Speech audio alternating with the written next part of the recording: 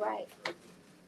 Hello, everyone, and welcome to Sankofa Video Books and Cafe. Whose first time is it? This is my face. All right. Oh, most of us. Okay. Can the old folks get the new folks a round of applause for being here? You do better than that. Come on, let's go. Thank you. So, welcome to the space. A little bit about Sankofa. This is we're going on our 26th year in business. We're founded by filmmakers Hailey and Shariki and Garima. If you aren't familiar with their work, you can go to Netflix right now and search Sankofa. Sankofa is a film about rebellion, and they have a lot more of their work on the walls there, and we're actually in the middle of promoting other things that are coming out. So if you're interested in that, go to sankofa.com where you can find more information. So tonight, why are we here? We're here to talk about below DC's Black Poverty Line with the author of this poetry collection, Mr. Kenard Johnson. And we're so happy and honored to have him here. Before he gets into the book, I hope that he can tell you guys a little bit about who he is. And I just wanted to read one of the reviews for his book so you can get a better understanding of how it touches people. So, the power of these poems is stunning, and it reveals a part of DC, both in location and in spirit, that not enough people see. It takes you far, far beyond the tourist eye view. So you can tell by that review the type of person that Mr. Johnson is, that he's giving you a behind-the-scenes look at what DC is. Not just what you see, but what you feel as well. So without further ado, please give a round of applause to Mr. Johnson.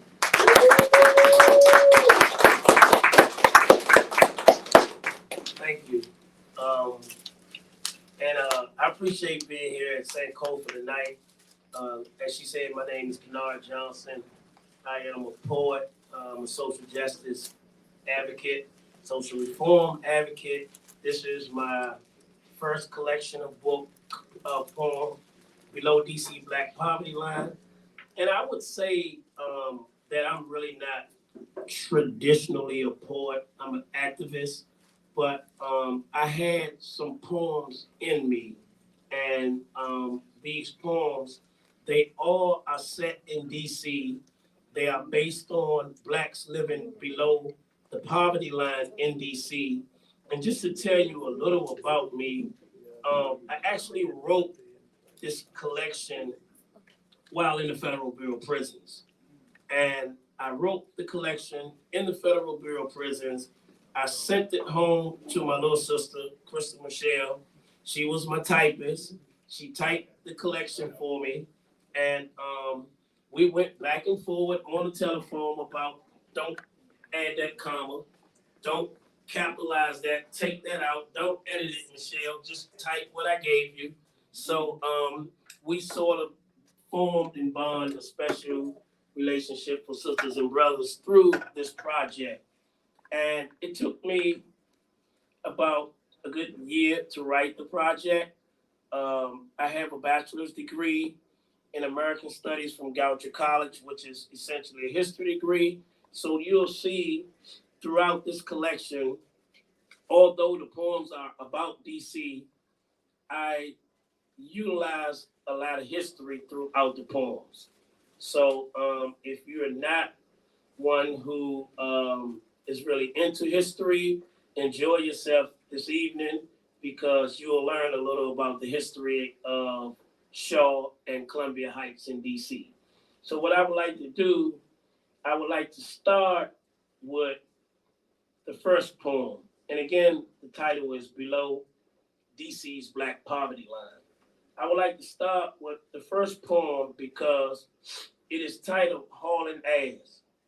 But the poem is really about what historians call the Great Migration. So how many in the audience know anything about the Great Migration? The young guy does. So if you know something about the Great Migration, a show of hands, let me see who know about. Just about everybody knows something about the Great Migration. So it was a period of time in history when Blacks just really uncoordinated, not planned, decided to leave the South and go north and go to the Midwest and go out California to the West So you'll notice just being Washingtonians, most people in Washington are from somewhere else. Like when we were growing up, they from down south. We call them the country bambas. So I would like to start with hauling ass. Uncoordinated all over the South, not nary a peep uttered from 16th Street Baptist Church. Tired of plowing fields, husking corn, tenant farming, post-debt peonage. Lordy, I can't tell my child about no Sam Host. Jump on a train, shall I? Catch the damn Greyhound. Fry some chicken, carpool, but don't stop on I-95. Go north, millions of poor black folk. Drain the South of free labor. Please come back south. Plenty jobs for Negroes, said Bull Corner. Don't bring your dirty behind to D.C., protested an urbane lettered Negro. Didn't you hear Booker T's gospel of the toothbrush? He finished.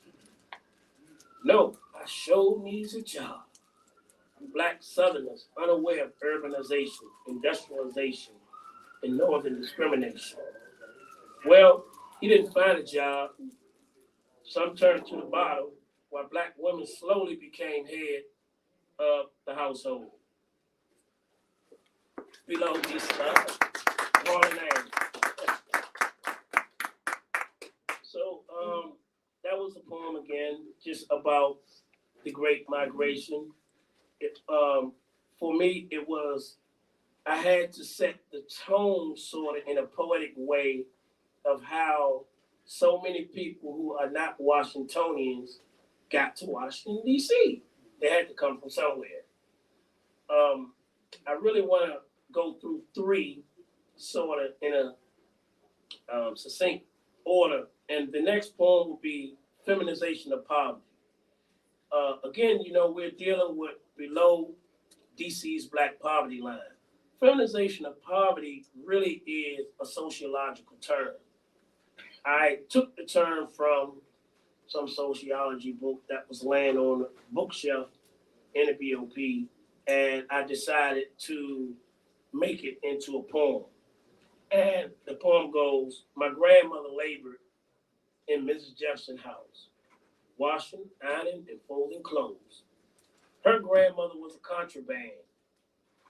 My mother toured as a shampoo girl in a luxury DuPont Circle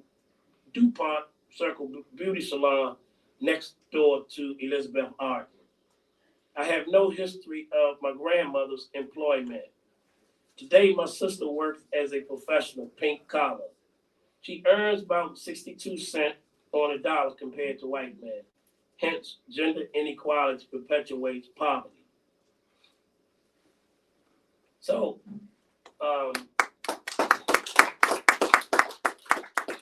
thank you. Bear with me. This is my first time doing a reading, so I'm a little nervous. Oh, you're great. But this really covers the domestic life of so many women who work as domestic workers during the early part of the last century and through all the way up to the 70s. And you probably still have women doing those type of jobs today.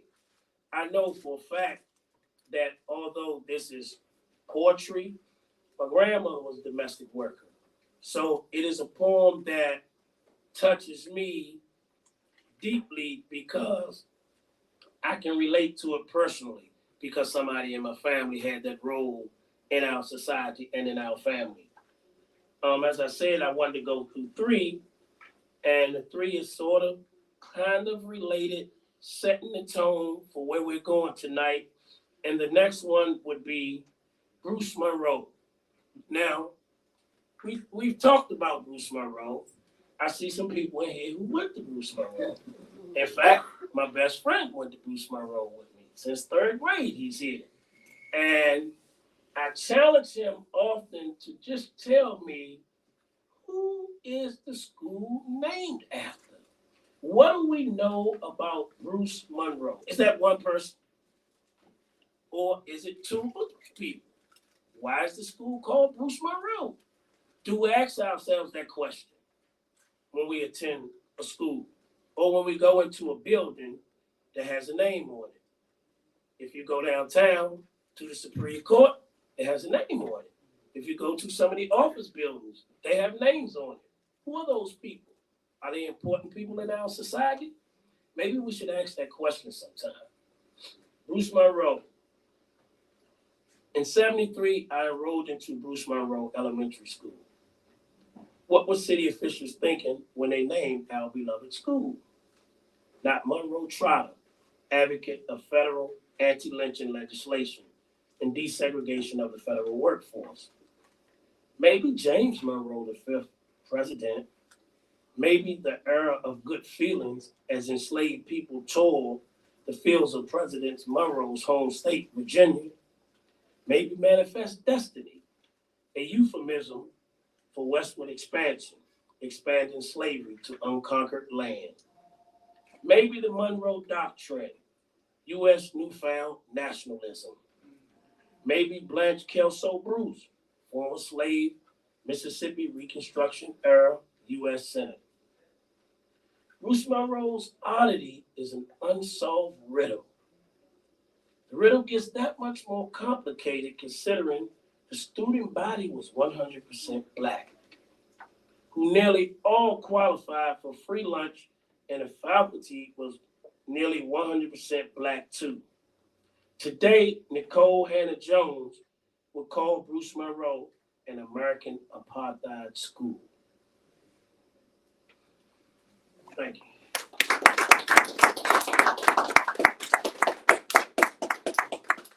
I found it interesting reading an essay that Nicole Hannah-Jones wrote describing actually what an American apartheid school is. And she used a statistical sort of rule.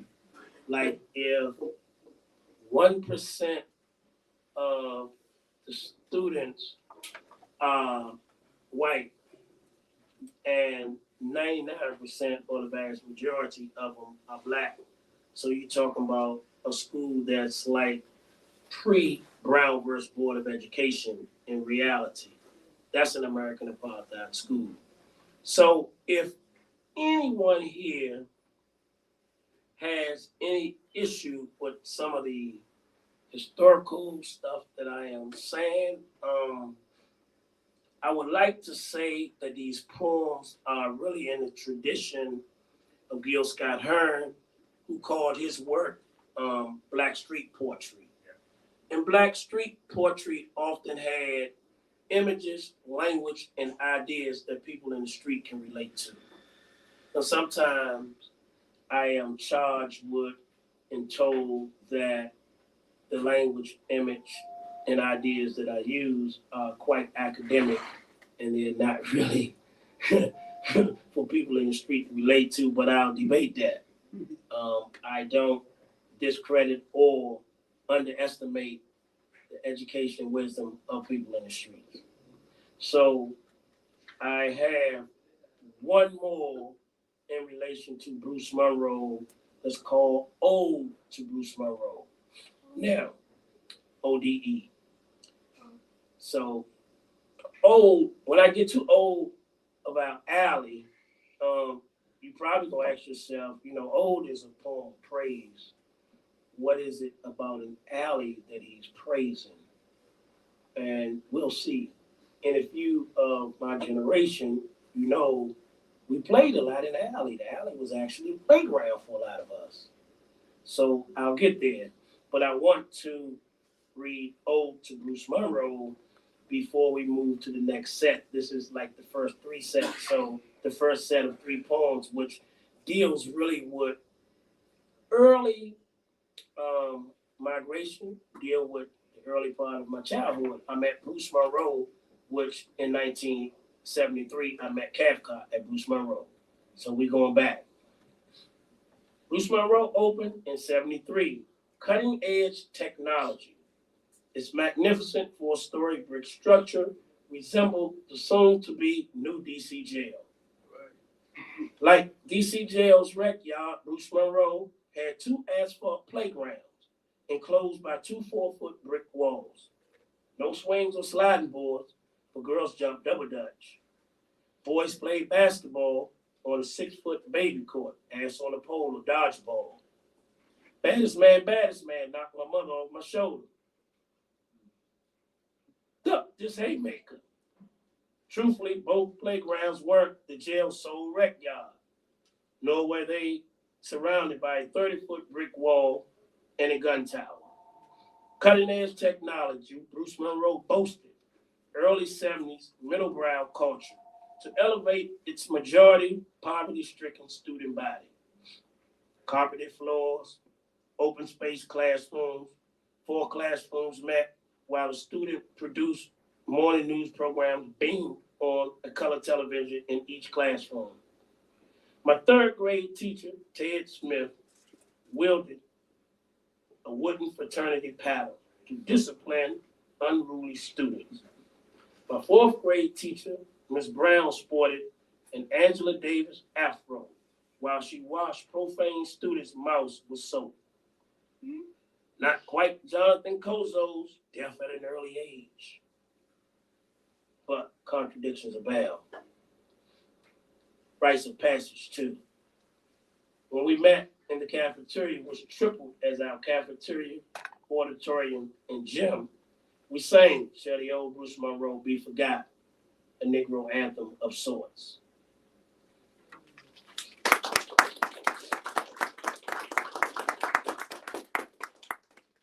So you're a little too young to know about teachers washing our mouths with soap. So that shocked you.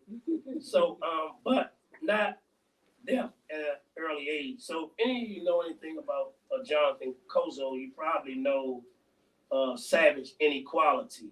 That's probably one of his most popular and widely read books. But my favorite book is Death at an Early Age, and that's Jonathan Kozo. So my favorite book was Malcolm X autobiography. But when I read Death at an Early Age, it just sort of eclipsed and took the place of Malcolm X autobiography. And if you get a chance, I'm not, like endorsing or selling books for Jonathan Kozo, but get a chance to read Death at an Early Age, you'll see the real harsh realities of segregated schools, why Brown v. Board of Education was needed in one sense, and why we need teachers that are not getting on. Right, absolutely, and doing things worse than that. Worse than washing mouths with soap. She said washing mouths with soap. So I just repeated it so everybody can hear. I want to go to the next poem. If I'm moving a little bit too fast for anybody, let me know. Again, this is my first reading. Learning from the audience as much as I'm trying to impart to you poetry. And I want you to enjoy yourself tonight, but also I want you to leave with having learned something new that teachers don't watch. So, Ode to Our Alley. This poem really is about the alley, playing basketball in the alley, kickball in the alley, girls jumping double dutch in the alley, making a basketball hoop in the alley, shooting marbles in the alley, being angry at cats and dogs for tearing up your trash, and mom make you go clean it up because the trash man got to get the trash up and they're not going to pick up the mess behind you in the alley. That's not the poem in that order, but I'll read Ode to Our Alley. If I had to draw geometric figures describing our alley, I'd draw a straight horizontal line from Columbia Road exit to entrance. Well, the horizontal line would not be exactly straight because Columbia Road and Irvin Street were hilly, intersecting with our street, Old Sherman Ave. Then I'd draw a vertical line perpendicular to the horizontal line because our alley rose on an incline and led straight into Bruce Monroe's playground. Our alley's surface was concrete, ice cold in winter, and scorching hot during summer, burning our bare feet as we ran through the alley to Banneker's swimming pool. At night, ominous, omnidirectional plaintive wails rattled me and my brother's bedroom window pane as alley cats and oversized rats hissed, fighting for late night supremacy. The victor pillaged trash bags and toppled trash cans, strewing trash down our alley. Winos avoided our beloved alley at night only to drink Boone Farms in the morning in Mrs. Wilmer's abandoned garage. Cars did not drive through our alley, although strewn trash reminded us of the Cats and Rats Mall. Once per week, the city's huge trash truck drove through our alley. In the wee hours, shaking the concrete pavement, vibrating all of the two-story apartment houses on Sherman Avenue like an alarm clock, running over smelly, flattening the life out of an old, fat, gray-haired rat. I'm almost done. 2 days later, maggots consumed Smelly, leaving a stench as stray cats ran in the opposite direction, afraid of Miss Betsy Jean's barking, bony, red Doberman Pinscher. The dog? That's a dog, yes. But Doberman Pinscher. That's old to our alley. Thank you.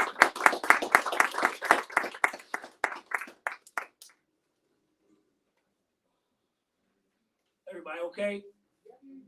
Great.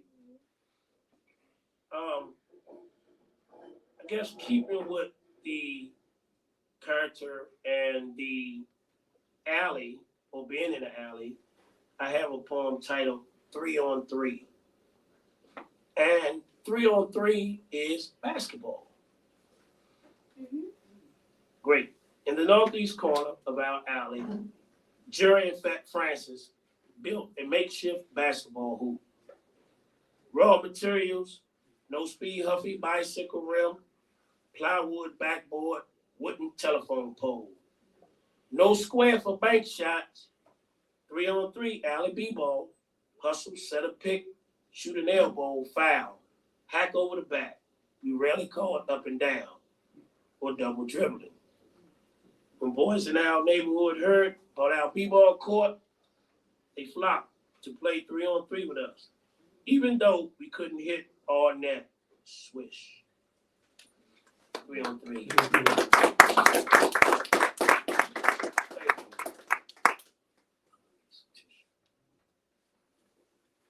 Yeah. Okay, thank you. Sorry for the interruption. Clean.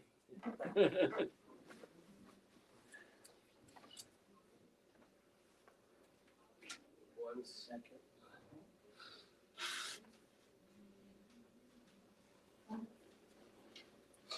Please excuse me. Below DC's Black Poverty Line. The next poem is Dignity or Shame. Now, living below the Black Poverty Line, I'm sure you have experienced a lot of shame if you live below the poverty line. And I'm also sure you have a lot of dignity. Regardless of your economic status, you are filled with dignity and pride. And it takes a certain resilience, dignity, and pride to get through the day living in a particular condition. So, dignity or shame. My mother called welfare public assistance. Not quite a play on words, dignity or shame. Like on the first of the month when we walked to 14th and Park Road Safeway to buy groceries, and the cashier totaled our groceries, I'd yell, "Fold." Mama grabbed my collar, pulled me to attention, and said, "4." Dignity or shame. By the middle of the month, she'd send me 5 blocks down Sherman Avenue to John's Market to buy $1 worth of bologna, $1 worth of cheese, and a small loaf of white Wonder Bread, and I'd hide the food stamp booklet in my pocket until the store cleared, dignity or shame. Thank you.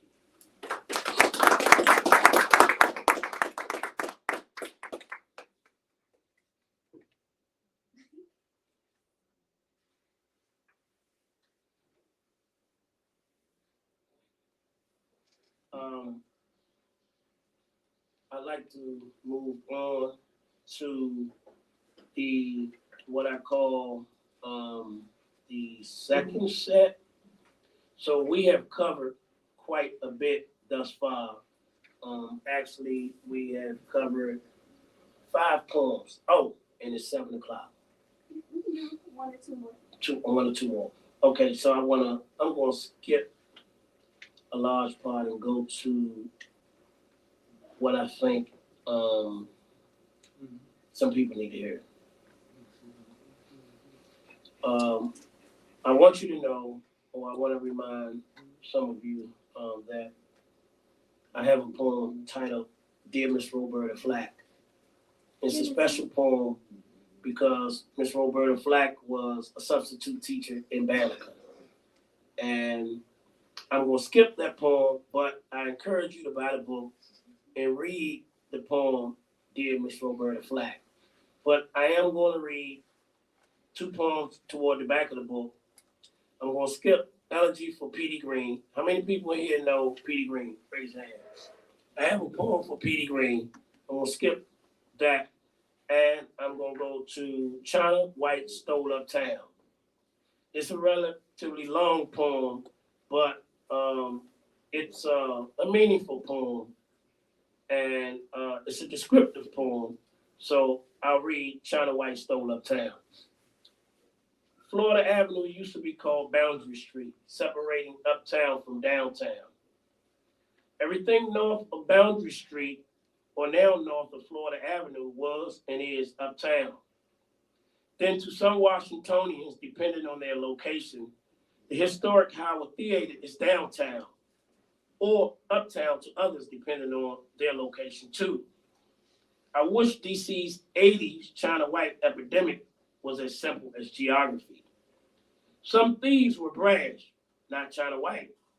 China White was stealth, stealing people from their families, destroying them and their communities. When rare essence, mass extinction, peacemakers, and Experience Unlimited jammed all night in 7th and T Street's dilapidated historic Howard Theater, China White laid low, right outside in glassine bags, littered on the ground. Littered glassine bags made historic 7th and T Streets look unattractive. Glassine bags' partner, hypodermic needles, plural because he was promiscuous, hid in the alley behind the Howard Theater. They surfaced from the alley only when junkies needed to oil up, slowly intravenously injecting the toxic white powder into their veins, only to emerge onto T Street nodding in a stupor. By sunrise, a sea of people descended onto T Street, peddling their wares, while others desperately sought their morning fix. China White never whispered into anyone's ear, once you voluntarily use specks of my little white powder, odds are you're going to get addicted. China White thrived off a litany of omissions to woo people into a romantic affair of pain and suffering. No, the little white powder never said to anyone, once you get addicted to me, you will need me every day. If you buck after falling in love with me, your nose will run continuously. You will have stomach cramps, and you will lay in a fetal curl until your stomach contents disgorge. And if you make it up from your fetal curl, you will have diarrhea all day. And then there's a good chance you will die in an alley behind Wiltberger Street with a syringe in your arm. China White acted as though he was their lover. But in order to love him, they had to commit nearly 300 crimes a year, abandon their families, and be a parasite uptown.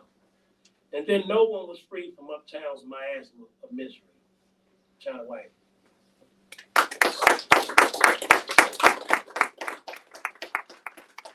one more, and then we can go to the Q&A. This is a movement poem entitled "If They Come For Us," a tribute to Claude McKay. Any body in here know anything about Claude McKay? Let me see. Raise your hand. No Claude McKay fans in here? Claude McKay is a Jamaican poet who wrote "If We Must Die" during the Harlem Renaissance. So I encourage you to read Claude McKay, "If We Must Die." So this is the last poem I read for tonight. If they come, oh, you want one more? House man not gonna allow it. But I got you afterwards. I'll read it to you personally. If they come for us, tribute to Claude McKay.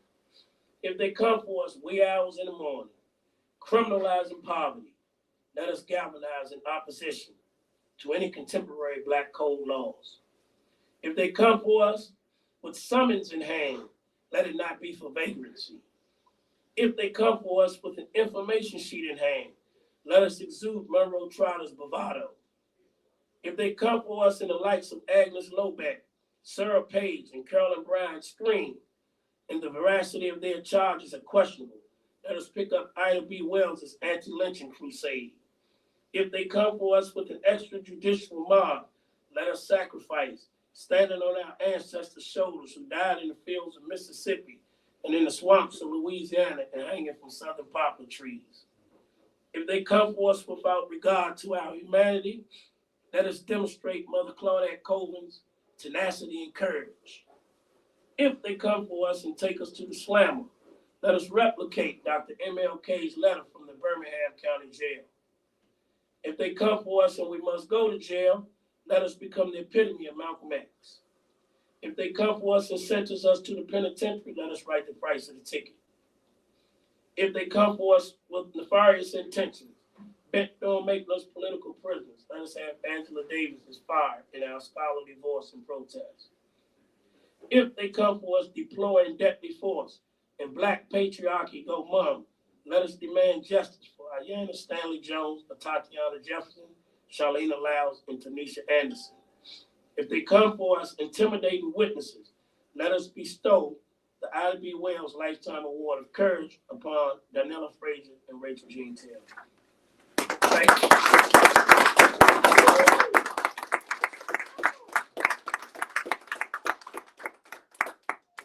Below DC's Black Poverty by Kenard Johnson.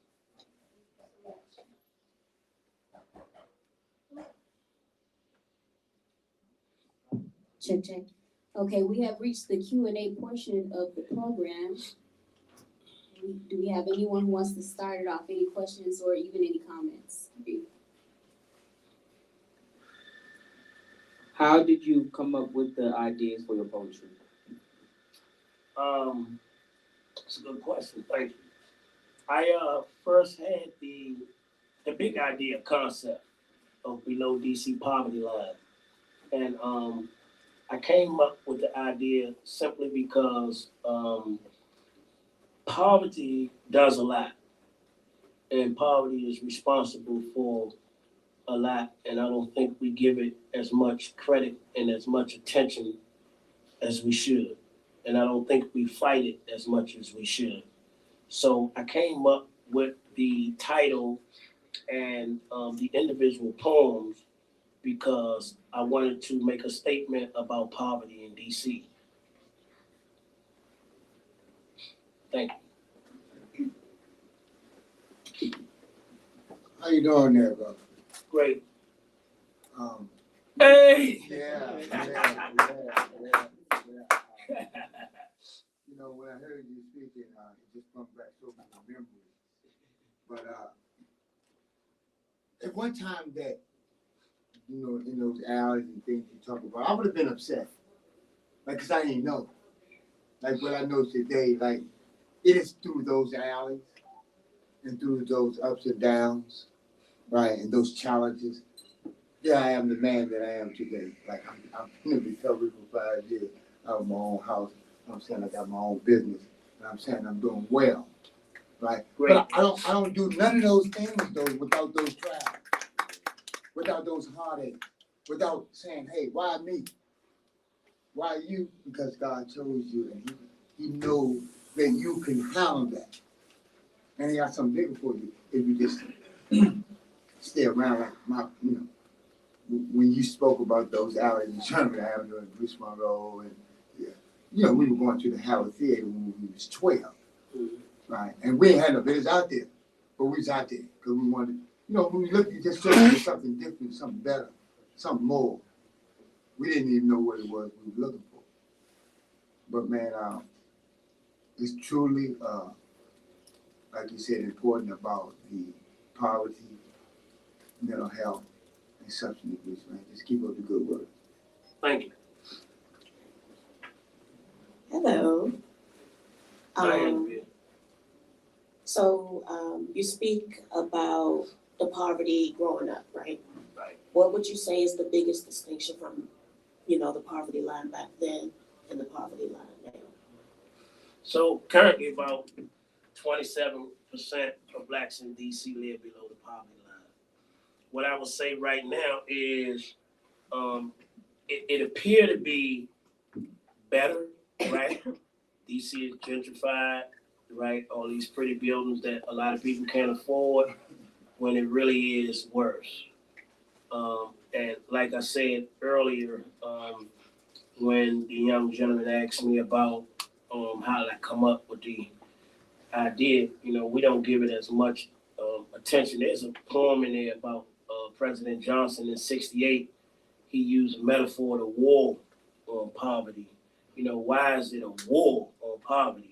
Why do we have to elevate this thing to the level of a war? War is quite serious to me.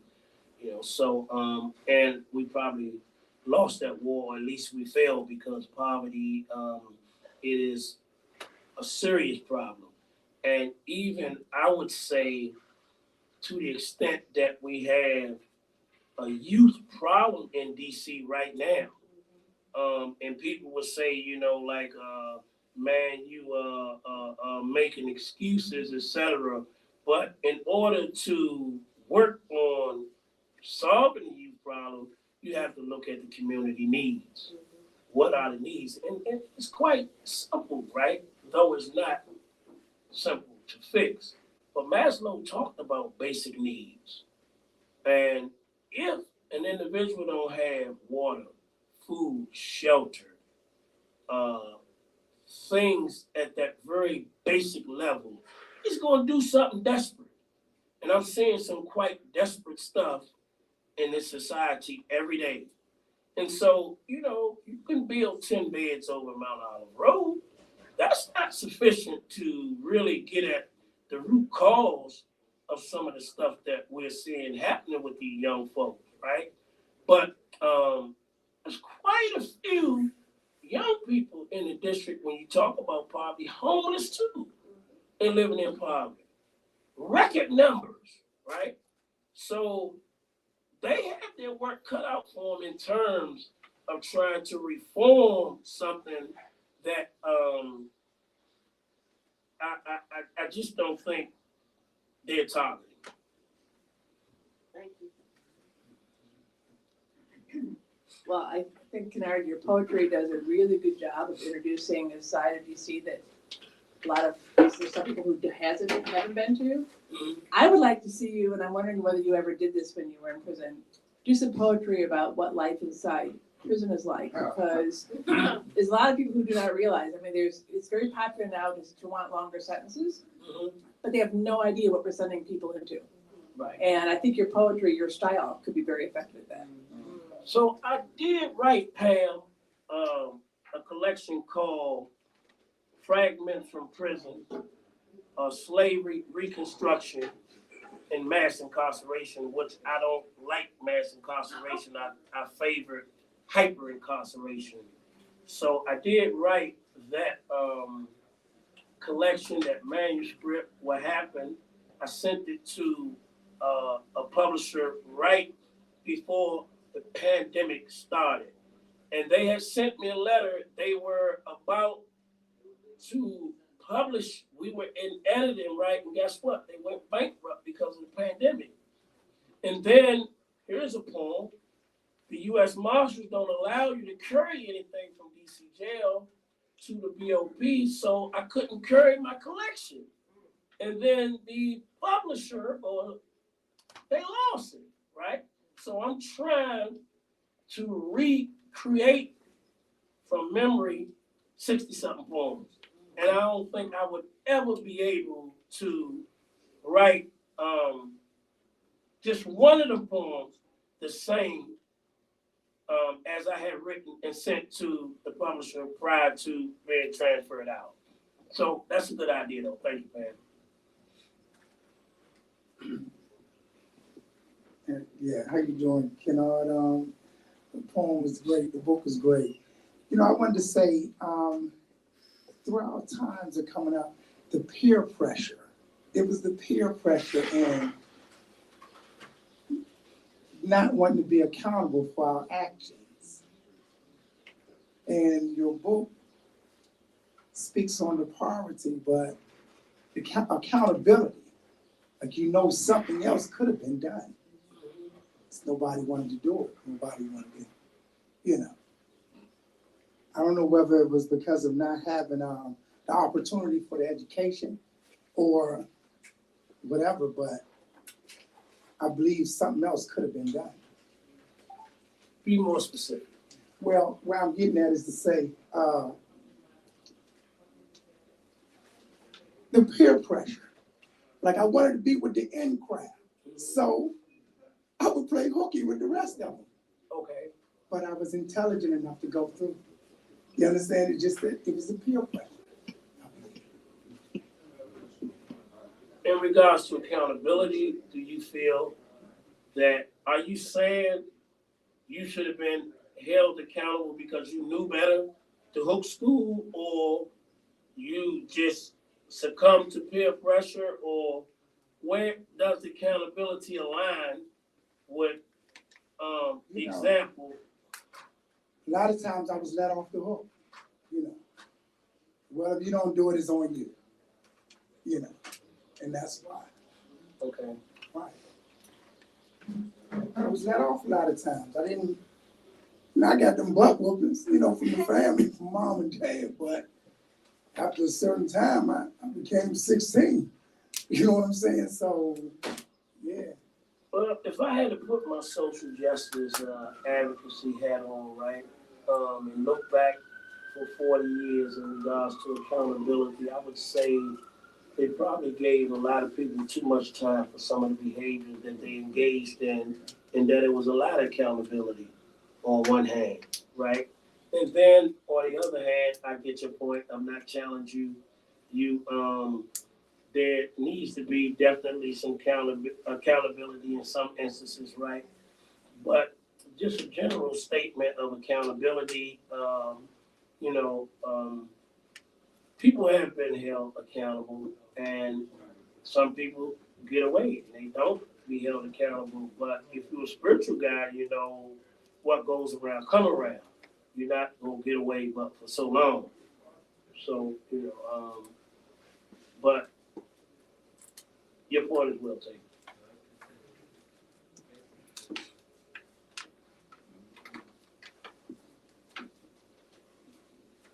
Hello, brother. What's up? That's my big brother. So you my big brother.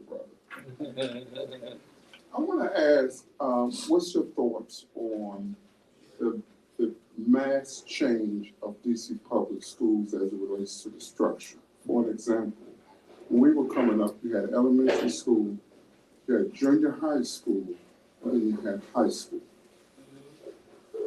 And when you went to junior high school, it was like you were in that goofy stage, like you were advanced from elementary, but you just wasn't ready for high school. And as it relates to social structure today, mixing kids with older kids of that age difference, what are your thoughts on whether or not that was a good idea or not? So, I went over to those when the first 9th grade class went to Cardozo. So you pointed out that it used to be elementary, junior high, and high. So junior high would have been 7th, 8th, and 9th grade. And my thoughts are that kids should be with their peers. You shouldn't be in a race to really push someone, a younger person with an older individual. There was a reason for elementary schools in terms of development, in terms of this victimization. And you get to high school when you get there. So I don't know if I'm answering your question, but I hope I would say let the children develop at their natural pace. I would favor, and I haven't really done no research on this, so this is not an academic position I'm taking, but I would favor the system that I was under, elementary school, junior high, and high school.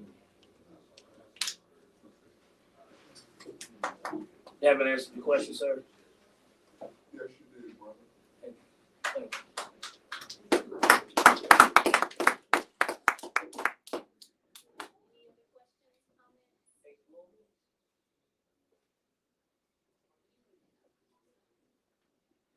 Hello, brother.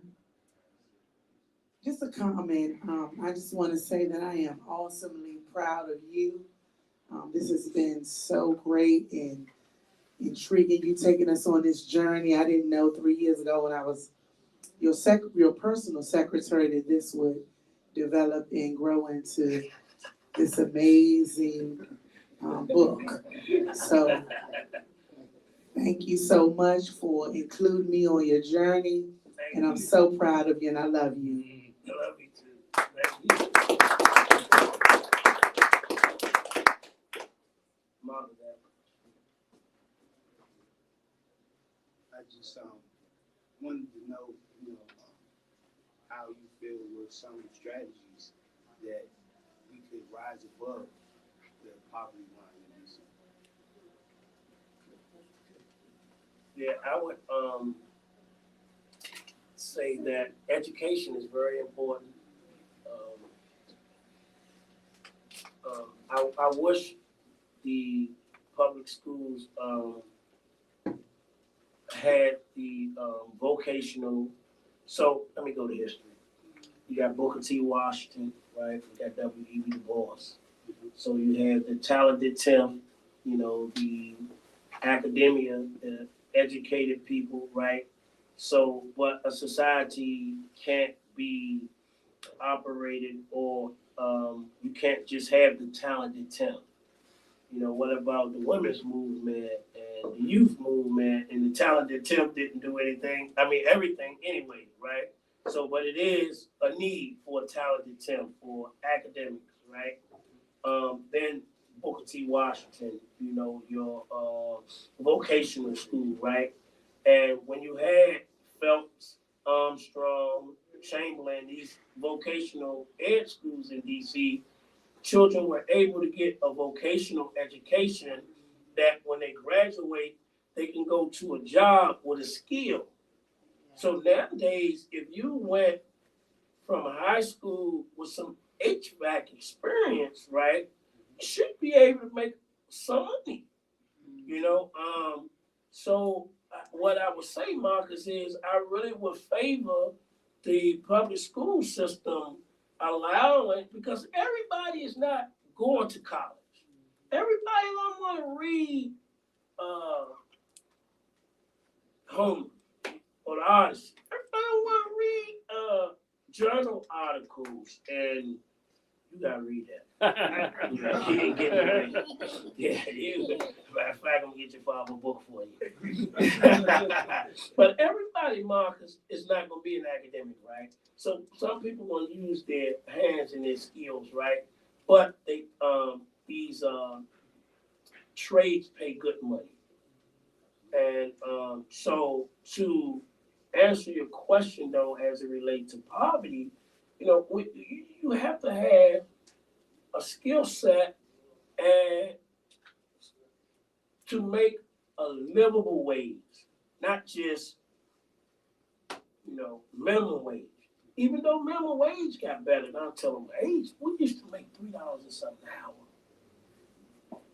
with various summer youth programs, but we were happy to get a summer job.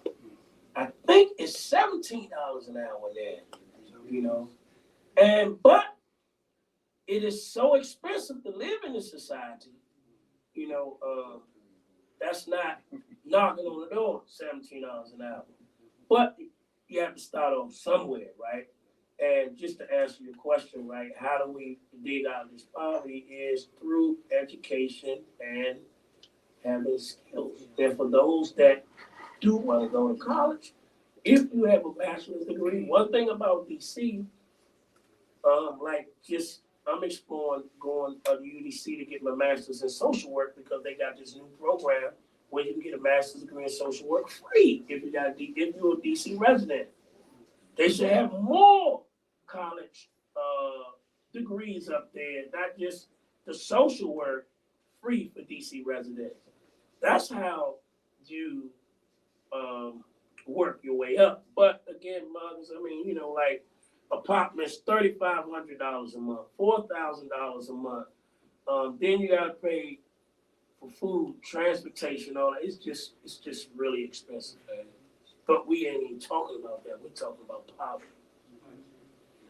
That's the price of poverty too, though. And it keeps us in poverty. And to answer this young lady, she had a good question. She said, what's the difference between poverty now and poverty back then? Like, when we were coming up, it was like we were placed in poverty. They are putting themselves in poverty now. Who putting themselves in poverty? Society. And they put themselves in poverty by Gucci, Fendi, Prada. It's debatable, Dusty. It's very it's a fact. It's very factual though. Like you loving the designer more than the human life. You because you're willing to care for it.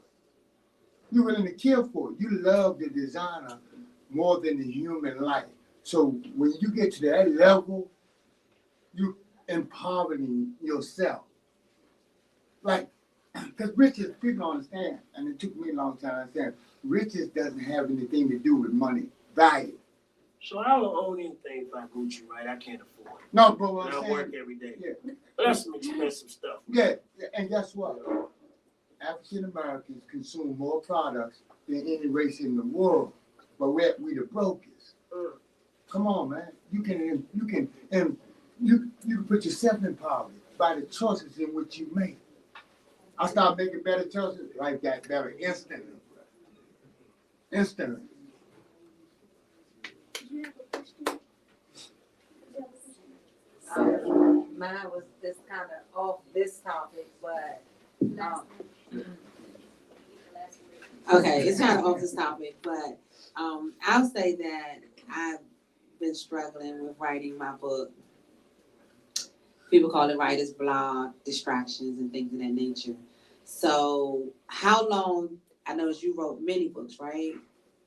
I haven't written many books, but I wrote 3 manuscripts, and this is the first one published. Oh, it's the So first one. just say Okay. that.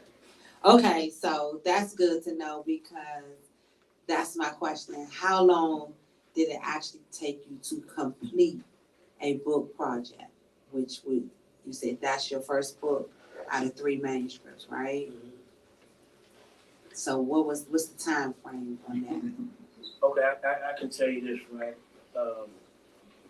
I wrote one manuscript that they call in school an autoethnography, right?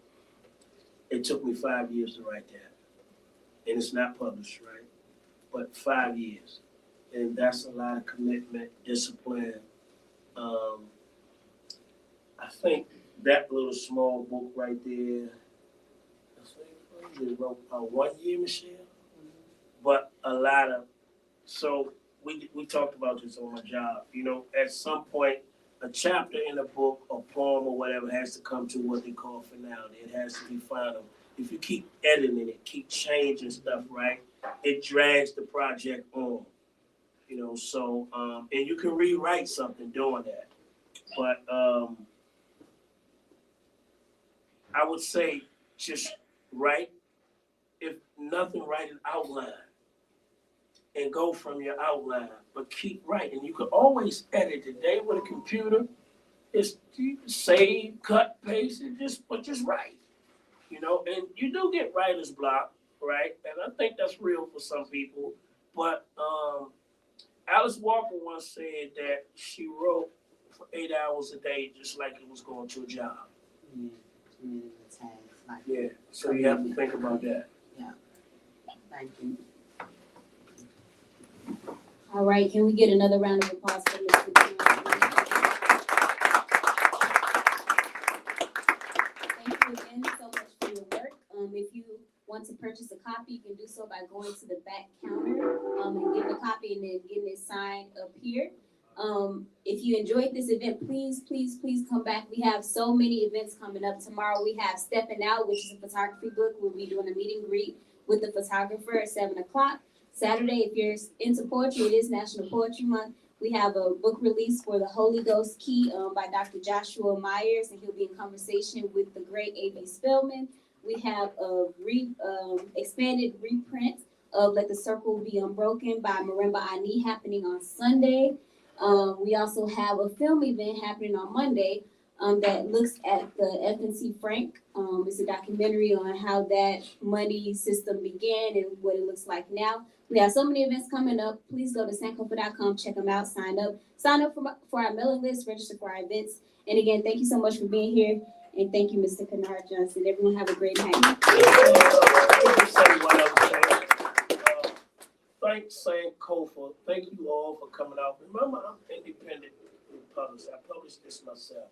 And Sankofa is really important in our community because I don't have a big publishing company behind me. And they allowed me to come here. So it's really special to allow an author to come here who doesn't have a marketing team, it doesn't have a publishing company, doesn't have an agent or any of that kind of stuff. And great writers come to Sankofa. Very important people come in. Not saying I'm not important, not saying you're not important, but I'm really blessed and grateful for sitting on this stage tonight. If you don't have this book, please don't let me leave here with any books. Buy the book. Thank you. Thank you.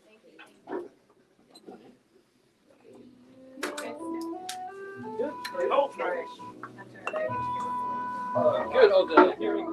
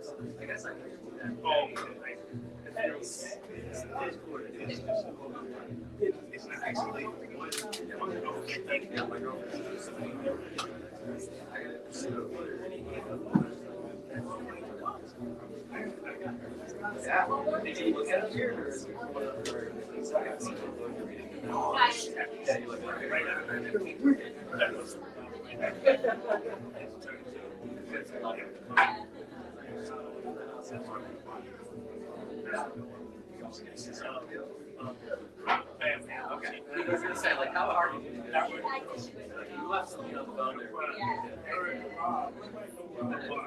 They started. Let's introduce you somebody.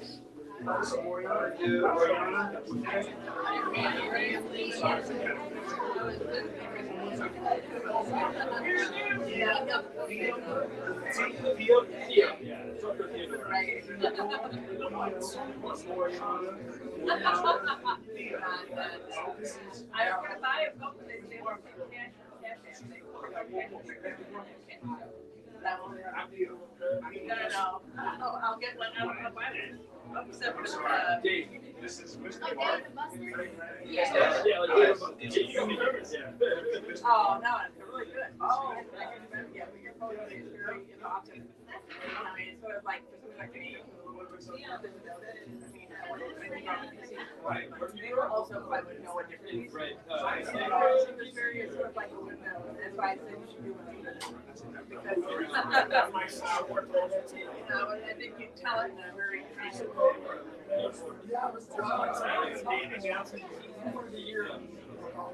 yeah, that's pretty hard. You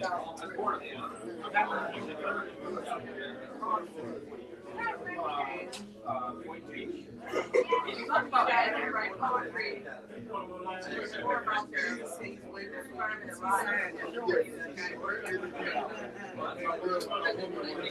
More people in DC need to understand. It's so quick, you're like, oh, you're so quick. I mean, I get it.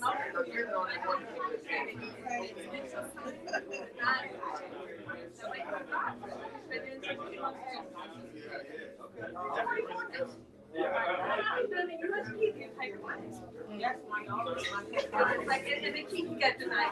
So, and by the way, it's so yeah. Yeah, really. So he grew up there. He should be there. Yeah, this is very aggravating. Okay.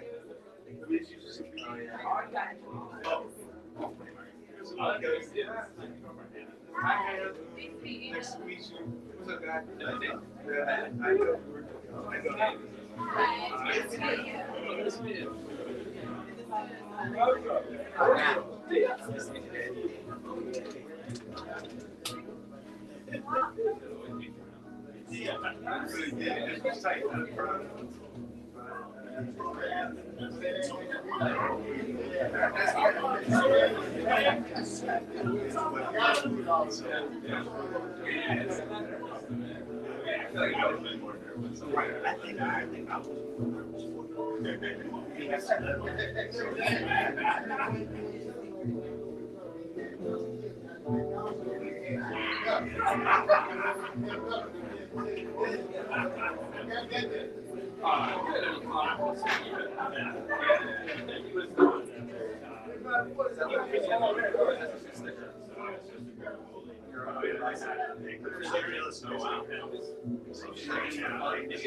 Hours for me just to say,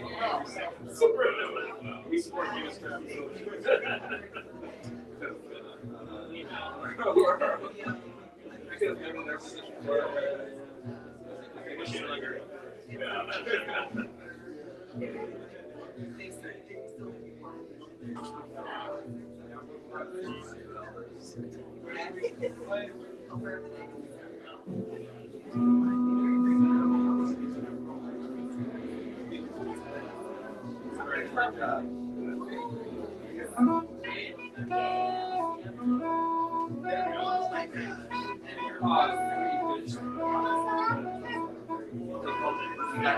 Just mentioned she got out. That's insane.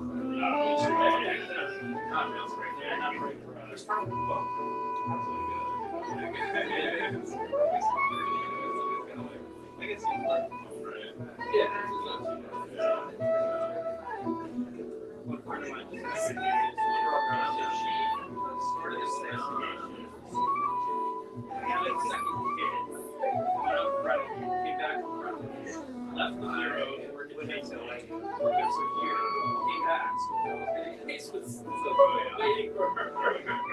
And she finally got the green light to go ahead with it. To actually,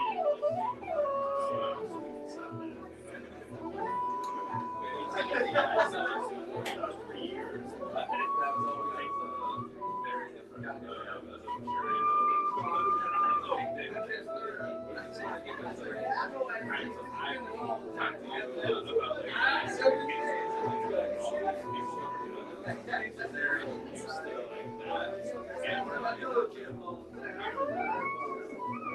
They're still like, well, they're still all right, say yes or say yes or no.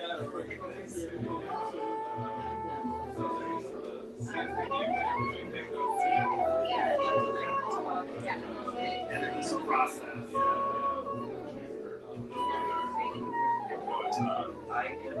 Yeah.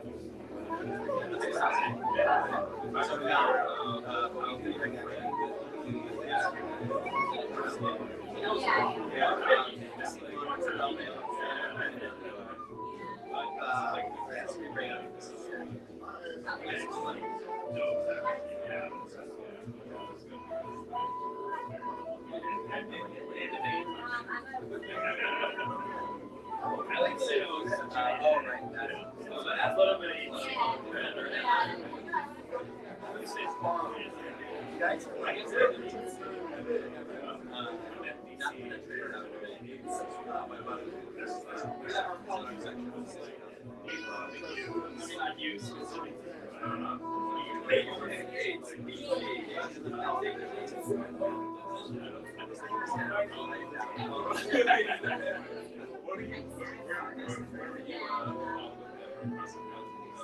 Every time he goes, oh, sorry, did you cross paths?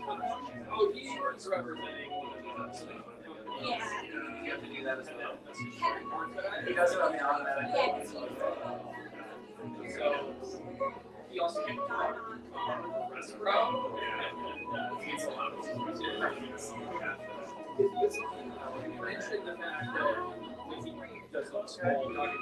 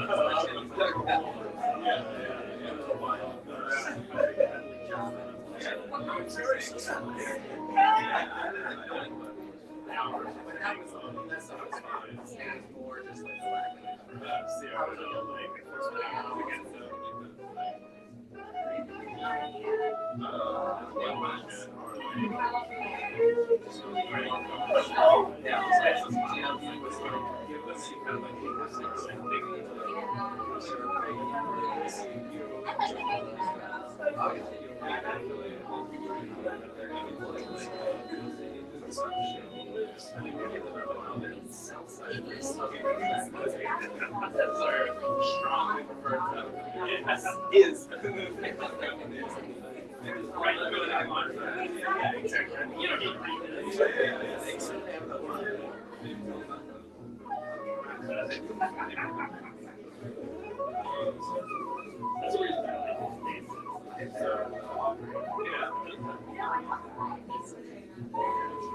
also like I don't know how they always great days.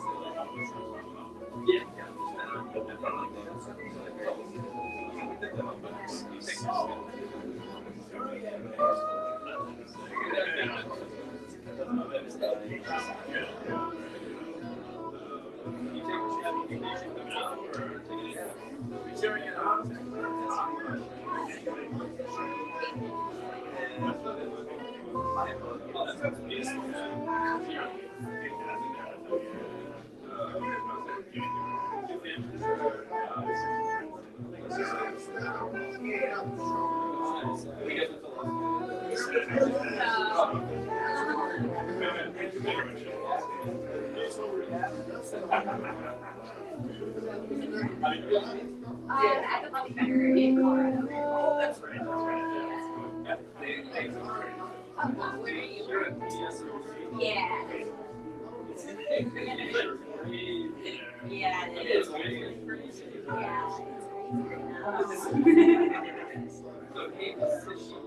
Yeah, it is about 2 years ago, maybe. Yeah, Oh, and then he was telling me about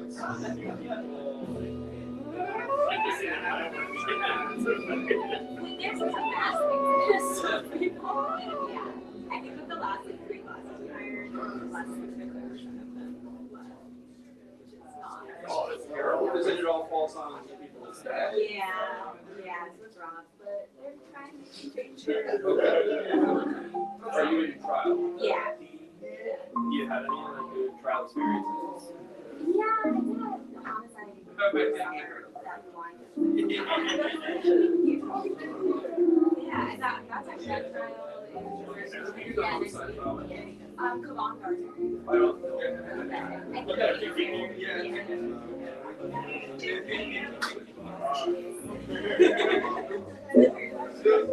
brought a little bit of it down myself. I like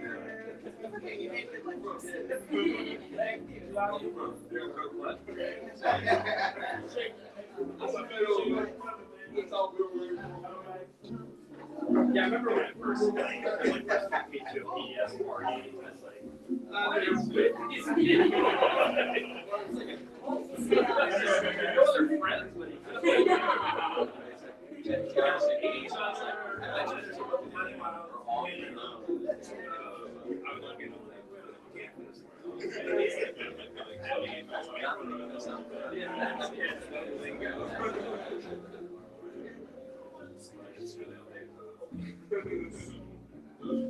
just spent a lot of weekends going to the jail. So, I guess it's just sort of the path.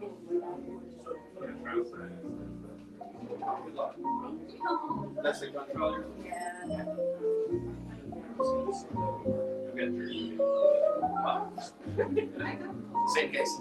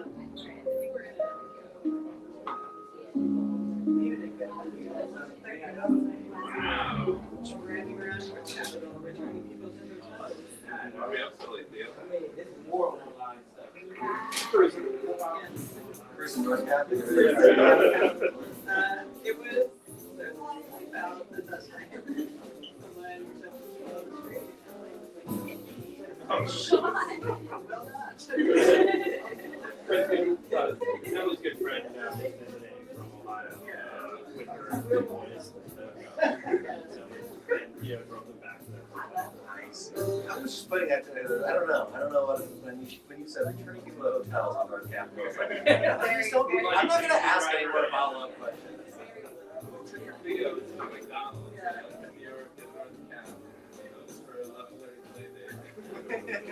The flight vendors are very interesting.